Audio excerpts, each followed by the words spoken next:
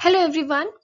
So today I'm here with a new video and this is about Renaissance, a very important literary movement, a very important historical movement in the history of English literature. And if you're reading about history of English literature, so it's like very necessary to talk about Renaissance, to read about Renaissance. So this was the presentation which I prepared when I was in MA first semester, and now I am going to present it. So first we'll talk about the grimness of Middle Ages, that why Middle Ages are called Dark Ages. Like if we call Renaissance the Golden Age, the Age of Glory, so why we call Middle Ages the Dark Ages? So there must be some reason behind this. So there are some particular events due to which we call this event the Dark Age. And these are some events like we have the Crusades, and then we have martyrdom of Thomas A. Becket, and then we have 100 Years of War, we have the War of Roses, and then last but not the least, the Black Death, the plague. So these are the events which constituted together to make the whole age itself, a dark age. And this is the reason behind this, and there was a contrast to grimness of the Middle Ages. So there were wars, there were plagues, there was corruption of church, so everything was so dark, so bad, so gloomy. That is why we call them hence the Dark Ages. So next we'll talk about difference between the two famous Italian writers, Dante and Petrarch. So the name of Dante and Petrarch is very important, because whenever you talk about Renaissance, these two names are prominent, prominent names of the age, because Dante was the last representative of Middle Ages in Italy, and on the other hand, Petrarch was the first writer of Renaissance in Italy. Dante wrote a very famous work, the Divine Comedy, and it's a pilgrim's voyage who roams through heaven and hell. So it's a very beautiful work, and you should read that. And then we have Petrarch. So he was a brash, forward-thinking humanist. So these two people, one is the last representative of the Middle Ages, and the other is the first writer of the Renaissance in Italy. So when we talk about Queen Elizabeth, so we know this very well. The timeline is 1500 to 1660, and it is a very important timeline. And when we talk about Elizabethan age, so it has multiple possible names which we give through this age, and we have the golden age, we also call it as the English Renaissance, then we call it age of Shakespeare, and then we call the beginning of the British Empire. So these are the names which we have given, which not us but the historians have given to Elizabethan age. And then we have a very important question, like what is Renaissance? And if we talk about what is Renaissance, this is a very important question, and then we come up with an answer. And then we come up with the answer, and the answer is rebirth. But Renaissance is the rebirth, so another question arises, that who was born? Like first question is what is Renaissance? Then we answer that Renaissance means rebirth. But another question arises, that who was born? It was the birth of whom? Like a person or some event, or what was born? So the answer to this question is this. It was the human spirit that was born or awakened after the long slumber of the Middle Ages. So as we have read in the previous slides, that Middle Ages were the Dark Ages. So that means someone is sleeping from a lot of years, and someone need to be, born again. Someone need to undergo the process of rejuvenality and the revival. So it was the human spirit, the birth of human spirit, that was reborn or awakened after the long slumber of the Middle Ages. And then we have another part, that it was the revival of interest, another answer, the revival of interest in culture and civilization of ancient Greece and Rome. And it is a very important part. And then we talk about the study of classical Greek and Roman art and literature came to be called as humanism. So this word is very important when you talk about Renaissance. Humanism, you cannot talk about Renaissance without humanism. And its devotees are called humanists, obviously. So here's a visual metaphor of the Renaissance. It's a very beautiful picture. So if you could see that how beautiful it's been made, and I have taken it from the internet. And if you could see, there's a plant, and it is being tagged like Renessa. The plant's name is Renessa. The flower's name is Renessa. And if you could see its roots. So the roots मैंने मतलब if अगर कोई भी चीज धरती के नीचे है, if anything is underground, that means there is no sun, there is no sunlight, everything is so dark, black, gloomy. And that is what classical and medieval ages were all about. So classical ages were the origin of everything. This is the origin of everything, because all of the literature has been copied from classical age, from antiquity, from Greeks and Romans. And then came this middle ages, the dark ages. Everything was gloomy, black, everything was wrong. And then what happened? With the help of humanism, sun, with the help of this sun, humanism, what happened? This flower, this plant named Renaissance started blooming with the help of travel and commerce, with the help of the growth of city states. So this plant, it started growing. So this is what Renaissance is all about. It is all about growth, it's all about revival, it's all about journey of human spirit, journey of interest. So everything was new in this age. Now next, we'll talk about key features of Renaissance period, because whenever we talk about Renaissance, it is very important to understand about the features of Renaissance period. Like if we talk about the first point, every breeze was dusty with the pollen of Greece, Rome, and Italy. As I have mentioned earlier, classical time, antiquity was the origin of everything, because all of the writers copied everything from Greece and Greek artists and the Roman artists. And then we have printing press. Printing press was William Caxton's name cannot be forgotten in any case. So, for instance, if you have ever discussed in the mid of people that that printing press, when it was invented and when it was there was two type of printing press, like immovable by Johannes Gutenberg in 1450, and then by movable by William Caxton in 1476. So these are the very two important 2 points. And then we have expansion of trade and accumulation of wealth, and then prosperity and internal peace. Then we have Elizabeth's court, that was more secular, more tolerant. Then England was considered a safe haven for Protestants. So everything was so good in this age, and people began to value life for its own sake. And radical changes in the ideas of politics and science, because people started shifting from God to human. They started talking about human itself, like God was nothing now and human was valued more. So this was what humanism was all about, which I will be discussing in some following slides.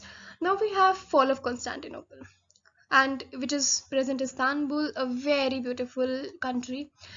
And it was a brutal end to Byzantine Empire. So if you could see this map, I have taken this map from internet, and here it is very beautifully marked everything. Like the Byzantine Empire is marked by the purple color, and then we have Ottoman Empire, which is marked by this yellow color. And so Ottoman Empire. So dwindling Byzantine Empire used to live here. This is Byzantine Empire, and this is Constantinople. So it came to an end when these Ottomans, they entered here by this sea route, and and by that time, in 55 days, they attacked and besieged the city. And Mehmed II surrounded the Constantinople. So Mehmed II was the ruler, and he came from the land and sea while employing cannon to maintain a constant barrage of the city's formidable walls. And the East ultimately capitulated and accepted Catholicism. And on May 29, 1453, a very important date. So on that, in this state, so Byzantine Empire came to an end, because Constantinople was transformed into the Islamic city of Istanbul. So why we are reading about this? You need to question yourself that why we are reading about fall of Constantinople here. And the answer lies in the next slide, because Constantinople Constantinople had a certain impact of there was a certain impact of fall of Constantinople, and the fall of Constantinople directly affected the start of Renaissance. So this is very important point, because if Constantinople wouldn't have been attacked by Ottomans, then the Greeks and the Greek scholars wouldn't have fled, and they wouldn't have gone to Italy, they wouldn't have gone to Venice, Florence, in these cities, and they wouldn't have produced a beautiful amount of very fruitful literature for the coming generations. So these Greek scholars, they took with them many books and manuscripts within written in Greek. So in Italy, these were translated into Latin, and the information that they contained, much of which was from classical Greece nearly 1,000 years before, played an influential role in the intellectual life of the Renaissance. So then come to know about we have come to know about the impact of the fall of Constantinople. That even though the fall of Constantinople was a dark and terrible event, it led to the beginning of the Renaissance, which helped Europe to come out of the dark ages and enter the modern life in the new age. And then we'll talk about emergence of Renaissance. So emergence of Renaissance is a very important event, because Renaissance didn't emerge directly in all of the countries in one go, because first it emerged in Italy in 14th century, and then in France in 15th century, and then later in England in late 15th and early 16th century. And talking about Renaissance, so the term Renaissance can never be discussed without these six terms. First is humanism. Renaissance cannot be discussed without humanism. Renaissance cannot be studied without the knowledge of humanism. And then religion, and then music, science, architecture, art, and literature. There were many more events, many more literary terms, but these six are the most important, which you should remember and which you should know about. That what were the effects of Renaissance on religion, what were the effects of Renaissance on music, what were the effects of Renaissance on science, on architecture, on art and literature, and how humanism in all affected all of these. So this is very important. And then if we talk about Renaissance humanism, so I'm talking about humanism from like since the very beginning. So Renaissance humanism was a movement in thought, literature, and art typified by a revival in interest in the classical world and studies which focus not on religion but on what it is to be human. So now religion was not that important, but human was important. There was an interest in studying literature and art from antiquity, and there was a rejection of scholasticism and the encouragement of non-religious studies. That you should not have that it is not compulsory to write only about God, only about divinity, only about religion. You should go beyond that, and you should rather talk about human autonomy, about human body, and an interest should be there in the question that what does it mean to be human. So here we have a painting. This is written by this is painted by Leonardo da Vinci, as you can see the signature here. And this is the Vitruvian Man, and this demonstrates Renaissance man and celebrated the perfectly proportioned man. So this is a very important painting. And then we'll talk a bit about Renaissance art and literature. So if we talk about art and literature, so these are the Italian Renaissance artists, which are very important if we talk about Italian Renaissance artists. So these four: Leonardo da Vinci, and then Donatello, then Raphael, and Michelangelo. So if you have read a bit about Raphael, because we have pre-Raphaelite Brotherhood later in Victorian age, when D.G. Rossetti and Christina Rossetti, they were writing about pre-Raphaelite. They were the group named as pre-Raphaelite Brotherhood. So that word pre-Raphaelite is taken from this man, this young man here, Raphael. So these four are the great artists. Indeed, they are great artists. Now we'll talk a bit about their works. So first is the Leonardo da Vinci. No doubt he was a true genius who graced this world with his presence from April 1452 to May 1519. So Da Vinci sketched prolifically, planning inventions, exploring human anatomy, drawing landscapes, and blocking out plans for paintings such as the Virgin of the Rocks and his sole surviving mural, The Last Supper. So these three are the famous paintings of Leonardo da Vinci. The first one is The Last Supper. The second one, as we have discussed in previous slide, this is The Vitruvian Man by Leonardo da Vinci. And the third one, the most important, Mona Lisa. Because Mona Lisa is a painting which each and every person knows.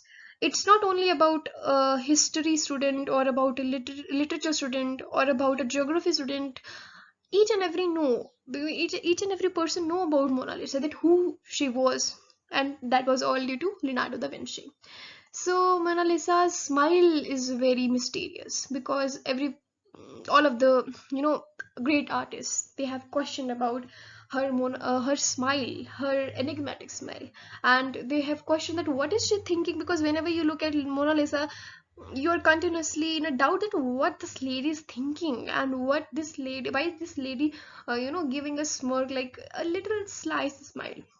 So this is all about you can read this later, because this is not that something important, this is something beyond literature, and this is more about individualism and what happened during Middle Ages. And so you can pause here and you can read this if you find it important, so you can understand a bit more. And then we have some important other famous works in art, and these works of art are very important. First one is Michelangelo's Pieta. So you can see this picture and you can remember this if in future it comes in front of any exam, in an exam, or if any person asks you, your teacher asks you, so you should know that Michelangelo painted Pieta. This was a beautiful painting. And Michelangelo's is the Sistine Chapel, and this was all his work. It's very beautiful. If you can Google and you can see more pictures of Sistine Chapel, this is a really great work by Michelangelo, very beautiful. So these are not all paintings, but these are artistic works, the models made by, not exactly paintings. Like Raphael's Elva Madonna, this is a painting, but this is not a painting, this is a sculpture. Okay, these are the sculptures, and this is the chapel, and he painted all of that. And this is Raffles, the School of Athens, and this is also painting. So this is painting, this is also a painting, and this is a sculpture, and this is also sculpture, and this is a chapel, which and this is the roof of the chapel, and he painted all of it. And then we have Renaissance as the age of exploration and discovery. So when we talk about Renaissance, we can never forget about exploration and discovery. So these two terms are very important when we talk about Renaissance, because this was a time when everything was invented.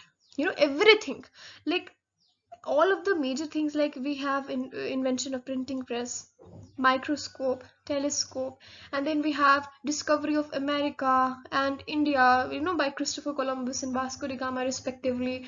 So this was the age of exploration and discovery indeed. So you can see like this key events in Renaissance history. We have Cosimo de Medici's inherits Medici Bank, then we have Gutenberg Bible, very important date, and then we have Columbus reaches the Bahamas, and then Michelangelo finishes his David in 1504, then Machiavelli publishes The Prince. We'll talk about this a few slides later. And the Peace of Augsburg was signed in 1555, and the first modern atlas was published in 1570. So these are some important events which you should remember. And then we'll talk about impact of Renaissance on literature, a very important thing, because whenever we talk about Renaissance, it's not all about paintings and architecture and music, but it's more of like of poetry, of drama, of prose. So these were the three um, three literary genres of the age. We have prose, we have poetry, and we have drama. So first we will talk about prose. So we have famous prose by uh, Erasmus's The Praise of Folly. It is a very beautiful work. I read it in my first semester. Greatly, beautifully written, and we'll talk about it in the next slide. And then The Prince by Niccolo Machiavelli. We'll talk about it in the next slide. So actually there are a number of prose works written in this age, but I have just mentioned a few of the major works which you should remember, but there are others also. So this is not a final thing like these are the only works of the age. Then we have Sidney's Arcadia, and then Lily's Euphues. So these are the important works. And then Thomas More's Utopia. Everybody knows this, and if you don't, you should know from now on. So, and Bacon's Novum Organum. So these are the important prose works. Now coming on to poetry. So we'll talk about Sir Thomas Wyatt's and Earl of Surrey's published work Tottel's Miscellany, which was published in 1557.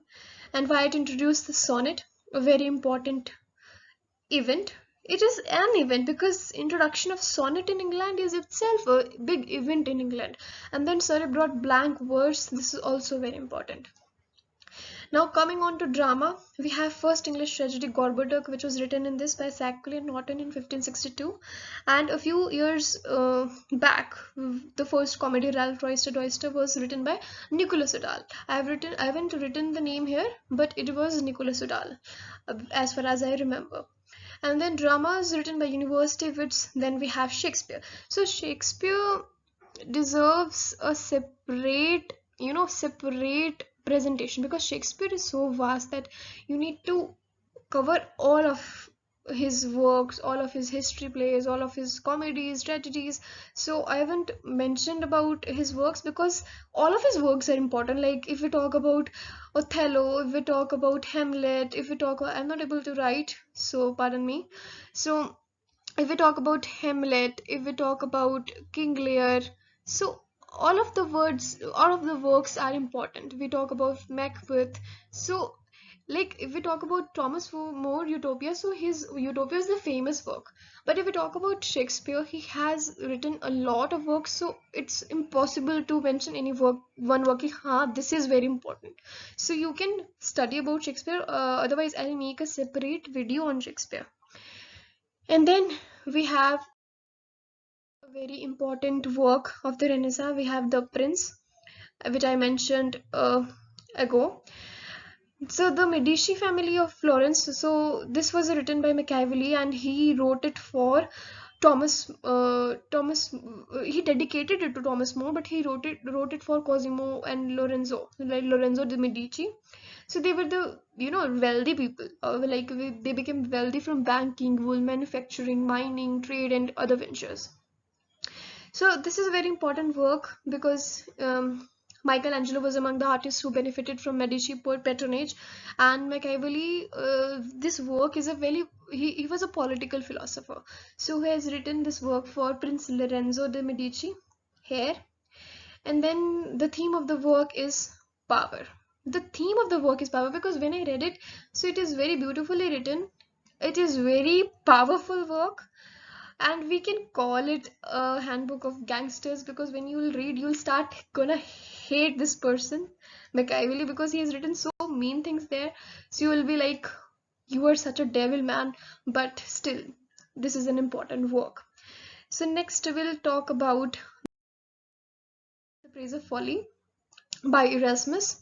So it is a very important work. He was the most significant and influential figure in the humanist movement. So whenever this word human comes, so it becomes very important.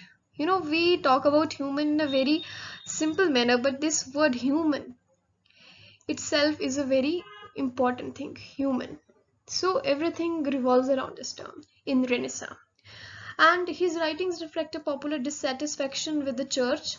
And The Praise of Folly is a satirical work which was written for the amusement of Thomas More. I'm really sorry because in previous work I said it is dedicated to More, but that was dedicated to Lorenzo de Medici. The previous work, Niccolo Machiavelli's work, The Prince, and this work is dedicated to Thomas More. So I'm really sorry. And Folly is a character here, and she is critical of war, greed, immortality, worldliness of the clergy, ignorance of the priests, rigid systems. So everything, she is like a dazzling mixture of fantasy and satire. And it is narrated by a personification of folly. So it is a beautiful work. You can go and read this. You can get the PDF from the internet. And then we have the Renaissance. So this was a essay. This is an essay written by George Parafit. It is a very beautiful essay because I wouldn't have read this essay otherwise, because this was prescribed in my syllabus of masters in first semester. So this essay is very beautiful, very, very knowledgeable, and you can only understand this essay if you have a background of the Renaissance movement. So if you have, studied all of the slides carefully, which I am, presenting here, so you can read this essay after that. So this is a very beautiful work written by George Parafit. He is explaining everything about Renaissance and how Renaissance is a very restrictive movement. It is a restrictive movement because in Renaissance we are only talking about high culture. We are only talking about kings, queens. We are reading about Spencer. We are reading about Sidney, who are writing works for Queen Elizabeth, who are writing works of for gentle persons who are courteous, who are having qualities of gentility. So there's a question here. Parafit is uh, claiming in this essay that whether Renaissance whether Renaissance was experienced by peasants and women. So this is a very beautiful essay, and he's talking about the hegemony of gentility and Renaissance, the age of vitality and juvenescence, and the conflict between religious and secular impulses of England. So it's a good essay, and you can understand this essay if you have a general, general idea of Renaissance. And then we have a very important question. Should we restrict Renaissance only to Europe? So this is a very big question mark, that should we restrict Renaissance only to Europe? And the answer is no. Because Renaissance is not a restrictive movement, because Renaissance was experienced by various other countries, like Asia, like India and China, Africa, Japan, North America, Korea. So these all countries also experienced Renaissance, but from the point of view of English literature, European Renaissance, Italian Renaissance is a very important event. But Renaissance is not only a term which we should associate only with Europe, because we have Indian Renaissance, we have African Renaissance, we have Renaissance in China, in Korea. So all of the countries have, like in the new world, various countries have experienced Renaissance. But though it came late, but still the experience, so we cannot restrict Renaissance only to Europe. So this was all we talked today about Renaissance. It is a very beautiful literary movement which you should never skip if you are a student of literature. Thank you so much.